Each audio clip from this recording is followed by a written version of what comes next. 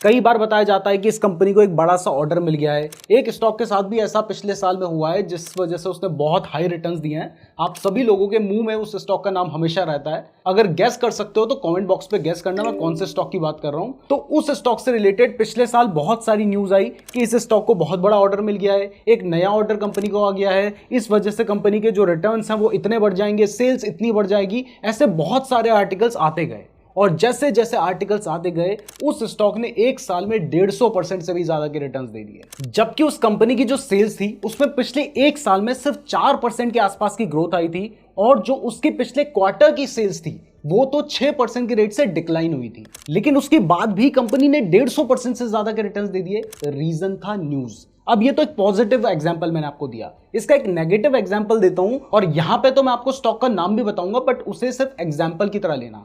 तो कई बार क्या होता है कि जो बड़े मार्केट प्लेयर्स होते हैं वो अगर किसी स्टॉक को सस्ते में खरीदना चाहते हैं तो वो क्या करते हैं, वो उस स्टॉक से रिलेटेड नेगेटिव न्यूज फैलाना शुरू कर देते हैं।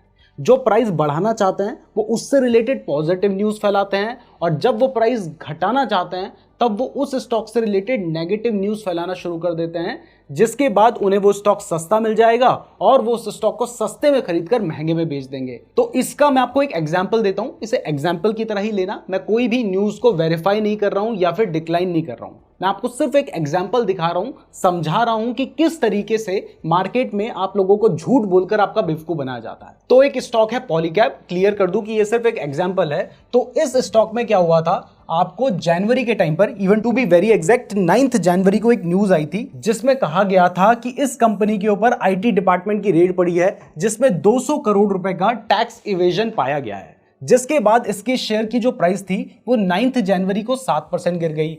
इसके बाद 11 जनवरी को ये जो 200 करोड़ वाली कहानी थी वो बढ़कर पहुंच गई 1000 करोड़ में। मतलब कहा जाने लगा कि कंपनी ने 1000 करोड़ की अनअकाउंटेड सेल्स कर रखी हैं, जिसके बाद शेयर की प्राइस 20% गिर गई। और यहां पर आप इसके शेयर की प्राइस में ये देख भी सकते हैं, 8 जनवरी को शेयर की प्राइस चल रही थी 5344 रुपीज, 9 जनवरी को प्राइस आई 4867 रुपीज और 11 जनवरी को प्राइस आ गई 3878 रुपए। अब इसके बाद 12 जनवरी को कंपनी ने अपनी तरफ से क्लैरिफिकेशन दिया और उन्होंने कहा कि कोई भी हमें रिटर्न कम्युनिकेशन नहीं मिला है आईटी डिपार्टमेंट की तरफ से और उसके जो फंडामेंटल्स हैं या फाइनेंशियल्स हैं उनमें कोई भी एडवर्स इंपैक्ट नहीं पड़ा है, ये कंपनी ने खुद क्लेम किया। और मैं आपको बता दूं कि यहां पर हम उस कंपनी की बात कर रहे हैं जिस कंपनी के फंडामेंटल्स तो अच्छे हैं ही और इसके साथ ही हर साल ये कंपनी 1000 करोड़ से ज्यादा का प्रॉफिट कमाती है। तो अगर कंपनी हर साल 1000 करोड़ कमा रही है तो ये 200 करोड़ या 1000 करोड़ का अमाउंट कोई इतना ज्यादा बड़ा नहीं है कि कंपनी की मार्केट कैपिटलाइजेशन 30 से 40% गिर जाए। लेकिन फिर भी इतनी सी न्यूज जो कि फैलाई गई या एक्चुअल में थी, क्योंकि इसके बाद इससे रिलेटेड कोई भी न्यूज अभी तक नहीं आई है कि उस इनकम टैक्स से रिलेटेड मैटर में क्या हुआ। कोई भी न्यूज, उसके बाद सारी न्यूज गायब हो गई, कुछ भी खबर नहीं आई। और हुआ क्या, अब आप शेयर की प्राइस में देखो। इस न्यूज की वजह से जो शेयर की प्राइस थी वो 5400 से लेकर 3878 रुपए के आसपास आ गई थी 11 जनवरी को। और इसके बाद हुआ क्या होगा मैं आपको एक्चुअल में बताता हूं। यहां पे जिन लोगों ने या जिन बड़े बड़े प्लेयर्स ने उस न्यूज को फैलाया था उन्होंने इस प्राइस को नीचे गिरा दिया और नीचे गिराने के बाद उन्होंने यहां पर बाइंग शुरू की, जिसके बाद अगले दिन प्राइस 4400 पे पहुंच गई, फिर 4700 पे पहुंच गई और आज सिर्फ 4 महीने में जो प्राइस पहले 5300 रुपए थी अब वो पहुंच चुकी है 5700 रुपए। अब देखो, इस न्यूज को फैलाने से ना तो इस कंपनी का नुकसान हुआ क्योंकि कंपनी के शेयर की प्राइस उस टाइम गिरी, वापस बढ़ गई, उन्हें कोई नुकसान नहीं हुआ। जो बड़े प्लेयर्स थे जिन्होंने इस न्यूज को फैलाया था उनको तो फायदा ही हुआ क्योंकि प्राइस गिरी, उन्होंने सस्ते में खरीदा और आज वो 30-40% के प्रॉफिट में बैठे हुए हैं, शायद उससे भी ज्यादा। पर बेचारा वो रिटेल इन्वेस्टर जिसको ज्यादा नॉलेज नहीं है और उसने 8 जनवरी को, 2 जनवरी को, 3 जनवरी को या फिर यहां पर पिछले कुछ महीने में इस स्टॉक को खरीदा होगा, उस बेचारे ने इस न्यूज की वजह से देखा होगा कि प्राइस गिर रही है और उसने अपने शेयर को नुकसान में बेच दिया होगा। नुकसान सिर्फ उसका हुआ है। अब मैं यहां पर आपको एक चीज का क्लैरिफिकेशन दे दूं कि मैं इस स्टॉक की ना तो तारीफ कर रहा हूं ना बुराई कर रहा हूं, मैं आपको सिर्फ एग्जांपल दे रहा हूं। और क्योंकि मैं इस स्टॉक में ऑलरेडी इन्वेस्टेड हूं तो आप ये मान के चल सकते हैं कि मेरी जो एडवाइस है वो तो शायद बाइस्ड ही होगी। तो इसे सिर्फ एक एग्जांपल की तरह ही लेना, बट इससे आपको समझ आता है कि ये तो सिर्फ एक एग्जांपल दिया है, ऐसा आए दिन होता रहता है। और ऐसे जो छोटे छोटे स्टॉक्स होते हैं ना, कुछ तो ऐसी न्यूज मीडिया एजेंसीज हैं जिनका काम ही यही है कि वो ऐसे आर्टिकल्स छापती रहती हैं जिनमें वो छोटे छोटे स्टॉक्स को पकड़ते हैं, उसमें बताते हैं कि उसने 200% के रिटर्न्स दे दिए, 400% के रिटर्न्स दे दिए, जिसको देखकर लोगों को लालच आता है, वो लालच में आके उस स्टॉक को खरीदते हैं, उसके बाद प्राइस बढ़ती है और वो खुद सेल करके निकल जाते हैं। तो ऐसे न्यूज पर आपको आंख बंद करके भरोसा नहीं करना है। मैं ये नहीं कह रहा हूं कि सारी ही न्यूज झूठी होती हैं, लेकिन बहुत सारी न्यूज झूठी होती हैं जो कि आपको बेवकूफ बनाने के लिए बनाई जाती हैं, तो उन पे आंख बंद करके भरोसा ना करें। अब आपको लग रहा होगा कि ठीक है, ये जो न्यूज आर्टिकल्स आते हैं इन पर हम आंख बंद करके भरोसा नहीं कर सकते, लेकिन और भी बहुत सारे एक्सपर्ट्स होते हैं, वो जो रिकमेंडेशन देते हैं वो तो सही होता है ना। तो अब मैं आपको स्टॉक मार्केट का दूसरा सबसे बड़ा झूठ बताता हूं। आपने देखा होगा कि बहुत सारे ऐसे फाइनेंस से रिलेटेड न्यूज चैनल्स हैं जिनमें स्टॉक्स बताए जाते हैं, और वहां पर बहुत ही अच्छा सूट बूट पहनकर कोई एक एक्सपर्ट बैठा होता है जिसके बाल भी थोड़े बहुत सफेद होते हैं, नहीं भी होते तो आजकल लोग कर लेते हैं थोड़े बहुत सफेद, और वो आपको बहुत ही सीरियस तरीके से एक जेन्युइन रीजन देता है जिसके पीछे वो बताते हैं कि ये एक स्टॉक है, मान लो एबीसी, जो कि बहुत अच्छे रिटर्न्स दे सकता है शॉर्ट टर्म में, जिसके पीछे का एक बहुत ही जेन्युइन रीजन आपको बताया जाता है। अब क्योंकि देखो, ट्रेडिशनली हम न्यूज चैनल्स पर बहुत आंख बंद करके भरोसा करते हैं, तो वो जो बोलते हैं हमें लगता है कि यार ये एक्सपर्ट व्यक्ति है जो हमें बता रहा है, और हम उसकी बात पर आंख बंद करके भरोसा कर लेते हैं। लेकिन यहां पर होता क्या है, आपके साथ कैसे विश्वासघात किया जाता है, कैसे आपको धोखा दिया जाता है झूठ बोलकर, वो आप देखिए। तो देखो, 9 फरवरी 2024 का ये आर्टिकल है जिसमें सेबी ने 15 गेस्ट एक्सपर्ट्स जो कि एक न्यूज चैनल पे आ रहे थे, उन्हें अनलॉफुल ट्रेडिंग के लिए 7.41 करोड़ रुपीस का फाइन लगाया। अब ये एक्चुअल में कर क्या रहे थे, कैसे आपको झूठ बोल रहे थे, कैसे आपको धोखा दे रहे थे, वो समझते हैं। तो बेसिकली न्यूज चैनल में आए हुए ये जो टीवी एक्सपर्ट्स थे, ये क्या करते थे, कुछ बहुत छोटे छोटे स्टॉक्स को चूज करके रखते थे और अपने रिलेटिव्स को, अपने फैमिली मेंबर्स को पहले से वो स्टॉक बता देते थे कि ये स्टॉक आज मैं टीवी चैनल पे रिकमेंड करने वाला हूं। और इसके बाद होता क्या था कि उनके जो रिलेटिव्स थे, या फिर शायद वो खुद अपने रिलेटिव्स के थ्रू या फिर अपनी फैमिली के थ्रू उन स्टॉक्स को बड़ी क्वांटिटी में पहले से खरीद लेते थे। अब उन्होंने पहले से मान लो किसी स्टॉक को 10 रुपए में खरीद लिया है। अब इसके बाद जैसे ही वो न्यूज चैनल में उस स्टॉक का नाम लेंगे, और क्योंकि वो एक्सपर्ट्स हैं या फिर एक्सपर्ट्स जैसे दिखाई दे रहे हैं और आपको एक बहुत ही बड़े रेप्यूटेड न्यूज चैनल में आकर वो उस स्टॉक के बारे में बता रहे हैं, उसके पीछे एक जेन्युइन रीजन भी दे रहे हैं, तो इस वजह से, क्योंकि उन न्यूज चैनल को लाखों लोग देखते हैं, तो उसमें से कुछ हजार लोग उस स्टॉक को खरीदेंगे, और जैसे ही वो उस स्टॉक को खरीदेंगे, जब हजारों लोग खरीदेंगे तो स्टॉक में डिमांड आएगी, जिससे उस स्टॉक की प्राइस बढ़ जाएगी। और इन्होंने तो पहले से खरीद रखा था और इनको पता ही है कि जब रिकमेंडेशन होगा तो प्राइस बढ़ जाएगी, जिस वजह से ये उस स्टॉक को जैसी प्राइस बढ़ जाती है इनके रिकमेंड करने के बाद, ये महंगे में बेच देते हैं, और इस तरीके से ये इलीगल पैसे कमा रहे थे, जो कि था 7.41 करोड़ रुपीस। और ये सिर्फ एक इंसिडेंट नहीं है, ऐसे बहुत सारे इंसिडेंट हैं, आप गूगल में सर्च करोगे ना जाने कितने मिल जाएंगे। अब आपको लग रहा होगा कि ठीक है यार, इन न्यूज आर्टिकल्स पे भरोसा नहीं है, ये जो न्यूज चैनल्स में लंबी लंबी कहानियां सुना रहे हैं इन पे भरोसा नहीं है, लेकिन जो यूट्यूब में बोला जाता है, इंस्टाग्राम पे बोला जाता है, ये तो बहुत ही सच्चे और अच्छे लोग होते हैं, क्योंकि ये तो हमारी भलाई के लिए काम कर रहे हैं, तो ये तो कभी कुछ गलत बता ही नहीं सकते। अब देखो, मैं मना नहीं करूंगा, YouTube में बहुत सारे अच्छे क्रिएटर्स भी होते हैं जिनकी एक रेपुटेशन है और वो उस रेपुटेशन को मेंटेन करके चलना चाहते हैं, लेकिन बहुत सारे ऐसे भी क्रिएटर्स हैं जो इस तरीके का काम करते हैं। अब किसी पर्टिकुलर क्रिएटर का नाम तो मैं नहीं ले सकता, लेकिन मैं आपको बता दूं कि वहां पर भी बहुत सारे ऐसे क्रिएटर्स हैं जो लार्ज क्वांटिटी में किसी स्टॉक को खरीद लेते हैं, उसके बाद रिकमेंड करते हैं और फिर अनलॉफुल गेन यहां से करते हैं। अब ये तो एक तरीका है जो कि बहुत ही कम कुछ यूट्यूबर्स हैं, छोटे मोटे, ये उस खेल को खेल रहे हैं। बहुत बड़े बड़े ऐसे क्रिएटर्स मेरी नज़र में नहीं है, सभी अच्छे लोग हैं, मैं बहुत सारों से जानता हूं, बहुत सारों से मेरी बातचीत होती है और वो लोग बहुत बढ़िया काम कर रहे हैं। बट यूट्यूब में एक बहुत ही बड़ा गेम दूसरा भी चलता है। आपने देखा होगा कि यूट्यूब में कई बार एक किसी स्टॉक का ऐड आएगा, उसमें बताया जाएगा कि ये जो स्टॉक है ये बहुत ही अच्छा है, इस स्टॉक को इतना बड़ा ऑर्डर मिलने वाला है, या बहुत सारी तारीफ से रिलेटेड चीज़ें होंगी, और उसमें वो बिल्कुल क्लेम करेंगे कि ये जो स्टॉक है ये 15 रुपए का है, 100 रुपए जाएगा, 150 रुपए जाएगा, 200 रुपए जाएगा, 500 रुपए जाएगा, मतलब कोई भी बात बोल देंगे, इतनी बड़ी बात बोल देंगे कि आपके अंदर लालच भर जाएगा कि भाई ये मौका तो छूटना चाहिए ही नहीं।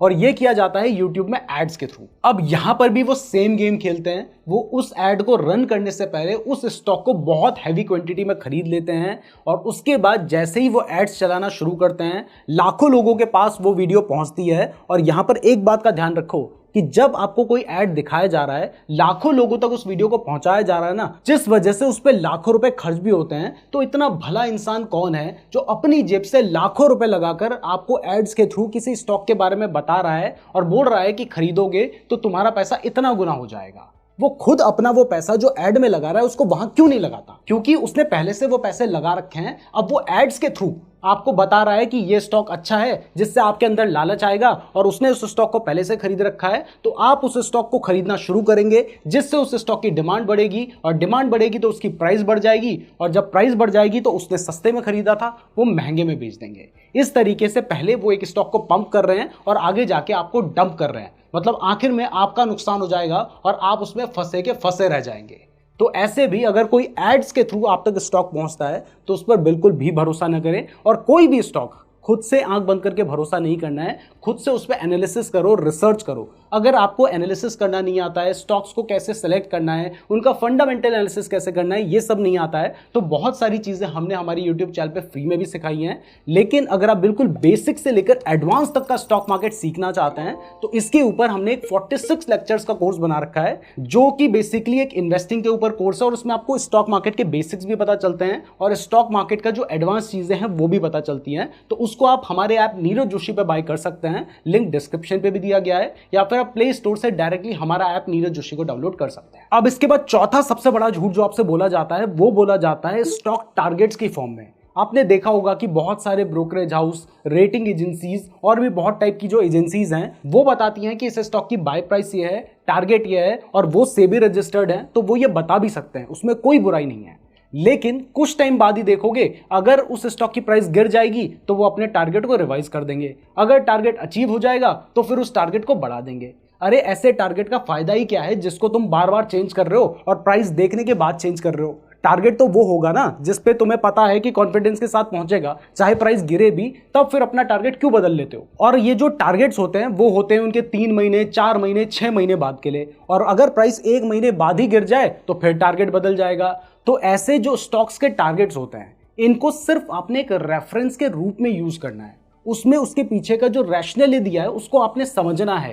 लेकिन इसके बेसिस पर अगर इन्वेस्टिंग करने लग गए तो फिर तो आपको स्टॉक मार्केट जुआ ही लगेगा ना, क्योंकि आपने उस स्टॉक को जो आपको इंफॉर्मेशन मिली उस टिप के हिसाब से खरीद लिया, तो वो एक टिकट की तरह ही खरीदा है तो जुआ ही बनेगा। अगर प्रॉपर रिसर्च करके आपको इस स्टॉक को खरीदेंगे तब आपको समझ आएगा कि स्टॉक मार्केट एक साइंस है। अब इसके बाद जो नेक्स्ट सबसे बड़ा झूठ आपसे बोला जाता है वो बताने से पहले, अगर आप स्टॉक मार्केट में इन्वेस्टिंग करना चाहते हैं, ट्रेडिंग करना चाहते हैं, तो इसके लिए आपको चाहिए होता है एक डीमैट अकाउंट। तो जिस डीमैट अकाउंट को मैं खुद यूज करता हूं उसका लिंक मैंने आपको डिस्क्रिप्शन पे दे रखा है, अब वहां से आप अपना बिल्कुल फ्री डीमैट अकाउंट खुलवा सकते हैं। वो हमारा रेफरल लिंक है जो कि हमें हेल्प करता है इस तरीके की वीडियोस बनाने में। तो अगर आप अपना डीमैट अकाउंट खुलवाना चाहते हैं तो हमारे लिंक के थ्रू ही खुलवाइएगा। और हाँ, अगर वीडियो पसंद आ रही है तो वीडियो को लाइक जरूर कर देना। और अगर आप इसके साथ ही चाहते हैं कि मैं आपको ट्रेडिंग के भी झूठ बताऊं, जो कि अगर बताऊंगा ना तो ये झूठ तो आपको बहुत छोटे लगने लगेंगे, तो अगर आप ऐसा चाहते हैं तो कमेंट कीजिए। अगर आप लोगों के अच्छे खासे कमेंट्स आएंगे तभी हम उस टॉपिक के ऊपर वीडियो बनाएंगे, और साथ में हमारे चैनल को सब्सक्राइब भी कर लें। अब इसके बाद नेक्स्ट झूठ जो आपसे बोला जाता है ना वो होता है कि अगर किसी स्टॉक की प्राइस अभी गिरने लगी है, 100 रुपए से गिरकर वो 70 रुपए पे आ गई है, तो यहां पर आपको बोला जाएगा या फिर आपको लगेगा कि स्टॉक बहुत सस्ता मिल रहा है, इसको खरीद लेना चाहिए। और इसका उल्टा, अगर किसी स्टॉक की प्राइस जो है वो 50 रुपए से बढ़कर आपने देखा कि 100 रुपए पहुंच गई, तो आपको लगेगा कि यार स्टॉक की जो प्राइस है ऑलरेडी डबल हो चुकी है, अब तो पक्का गिर जाएगी, इससे पहले बेच लेते हैं। तो ये एक बहुत ही बड़ा झूठ है जो स्टॉक मार्केट में फैलाया जाता है, क्योंकि कोई गारंटी नहीं है कि जो 50 वाला स्टॉक 100 गया है वो कल को 500 नहीं जाएगा, और कोई गारंटी नहीं है कि जो 100 वाला स्टॉक 70 पे आया है वो कल पर 10 रुपए पे नहीं आएगा। और अगर सोच लो कि आपने इसे 70 की जगह अगर 20 रुपए में भी खरीद लिया, आपने सोचा अब 100 से 20 रुपए आ गया, इससे ज्यादा क्या ही गिरेगा, तो अगर 20 से वो वापस 10 पे आ गया ना, तो यहां पर आपको 50% का लॉस होगा। मतलब अगर 1 लाख लगाए होंगे तो 20 रुपए का आधा होता है 10 रुपए, तो आपके वो 1 लाख भी आधे हो जाएंगे 50,000 रुपए। और अगर 10 पे लगाया होगा तो वो 5 रुपए पे भी आ सकता है। अब इसके चांसेस बहुत कम होते हैं, लेकिन आंख बंद करके हम ये डिसाइड नहीं कर सकते। हमें इसके लिए कि स्टॉक की प्राइस बढ़ेगी या घटेगी, उसके फंडामेंटल्स को एनालाइज करना होता है, उसके बिजनेस को समझना होता है और उसके बाद डिसीजन लेना होता है कि एक्चुअल में किस रीजन की वजह से प्राइस गिर रही है। अगर वो रीजन टेम्पररी है तो प्राइस बढ़ सकती है और तब हम उसमें बाइंग करते हैं। अगर वो रीजन परमानेंट है तो फिर चाहे उसमें नुकसान हो, हम उससे निकलने की कोशिश करते हैं। इसी तरीके से अगर किसी स्टॉक की प्राइस बढ़ रही है तो वहां पर आंख बंद करके खुश नहीं होना है। वहां पे आपने समझना है कि प्राइस बढ़ रही है तो किस वजह से बढ़ रही है। क्या कंपनी की सेल्स बढ़ी है या कोई ऐसा रीजन है जिस वजह से प्राइस बढ़ रही है। अब मान लो किसी कंपनी की जो सेल्स है वो हर क्वार्टर में 200% से बढ़ रही है, जिस वजह से उसकी जो प्राइस है वो 50 से 100 रुपए पे आई है। तो इस केस में तो क्योंकि एक जेन्युइन रीजन है, कंपनी की सेल्स बढ़ रही है, इस वजह से उसकी प्राइस बढ़ी है। तो अगर आगे भी ऐसे ही सेल्स बढ़ गई तो उसकी प्राइस 50 से 500 भी चली जाएगी। तो एनालिसिस करने के बाद डिसाइड करें। सिर्फ ये समझकर कि प्राइस गिर गई है उसको ना खरीदें, और सिर्फ ये समझकर कि प्राइस बढ़ गई है उसको ना बेचें। अब इसके बाद एक बहुत ही कॉमन झूठ है जो कि बहुत सफाई के साथ आपको बोला जाता है, वो होता है डिविडेंड में। कई बार आप देखेंगे कि न्यूज आर्टिकल में आपको बताया जाता है कि एक कंपनी 50% का डिविडेंड देने जा रही है। अब 50% के डिविडेंड का मतलब तो होना चाहिए कि कंपनी के शेयर की प्राइस अगर 100 रुपए है तो यानी वो 50 रुपए का डिविडेंड दे रही है। अगर ऐसा होगा तो सोचो आपका आधा पैसा तो स्टॉक को बाय करते ही वापस आ जाएगा। लेकिन ये सिर्फ आर्टिकल्स में कहा जाता है। एक्चुअल में ये जो 50% का डिविडेंड होता है ये होता है कंपनी की फेस वैल्यू पे, जो कि अगर शेयर की प्राइस 1000, 10,000, 5,000 भी है ना, वो होती है 1 रुपए से 10 रुपए के बीच में। तो अगर 10 रुपए का 50% देखें तो वो होगा 5 रुपए, और अगर 1 रुपए का देखें तो वो होगा 50 पैसे। यानी ये जो डिविडेंड है ये हो सकता है कि 50 पैसे का हो। जैसे यहां पर आप देख सकते हैं कि इस आर्टिकल में बोला गया है कि ये कंपनी 50% का डिविडेंड देने जा रही है।